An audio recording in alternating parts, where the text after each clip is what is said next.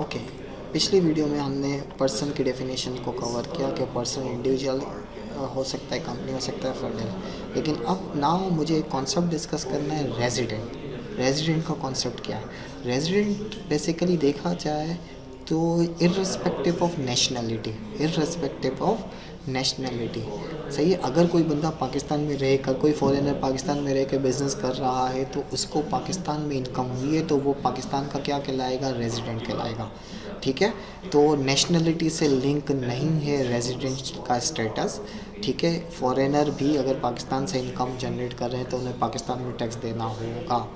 ठीक है, तो an individual is resident for a tax year, किसी भी टैक्स ईयर के अंदर कैसे, तो इसके लिए कुछ कंडीशंस हैं। वो कंडीशन क्या है कि यस, पहले ये ओल्ड डेफिनेशन 365 डेज़ के अंदर में से पहला ऐसा होता था 180 डेज़ वाली बात आती थी। ठीक है, तो अब इस 180 डेज़ वाली बात को मैंने कवर कर दिया है, 4 मंथ वाली 120 डेज़ पर कवर कर दिया गया। इसको मैं अगली वीडियोस में कवर कर लूँगा। इंडिविजुअल्स वाली बात के इस पॉइंट को इग्नोर करें फ़िलहाल। ठीक है नाउ, लेकिन एसोसिएशन ऑफ पर्सन क्या है कि वो पाकिस्तान की रेजिडेंट है अगर उसकी कंट्रोल एंड मैनेजमेंट इसके एफर्ट्स कहाँ हो रहे हैं? पाकिस्तान से ऑपरेट हो रहे हैं।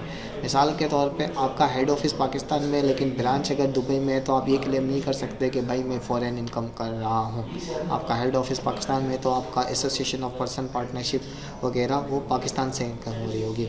अगर आपकी company incorporate SCCP security exchange commission Pakistan में से रजिस्टर्ड हुई है तो आपकी कंपनी रेजिडेंट के स्टेटस में फॉल करेगी।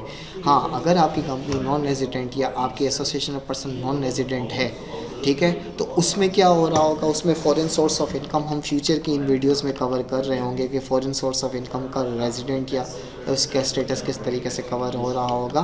ठीक है, total scope of residential status के ये क्या है, इसको हम उस वक्त कवर कर रहे होंगे।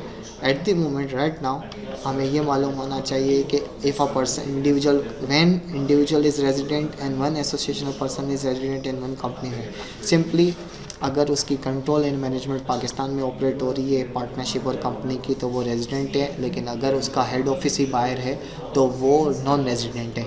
नॉन रेजिडेंट के केस में टैक्स किस तरीके से लिया जाता है या नहीं लिया जाता या एग्जेम्प्ट किया जाता है वो हम फ्यूचर की वीडियोस में कवर कर रहे हैं।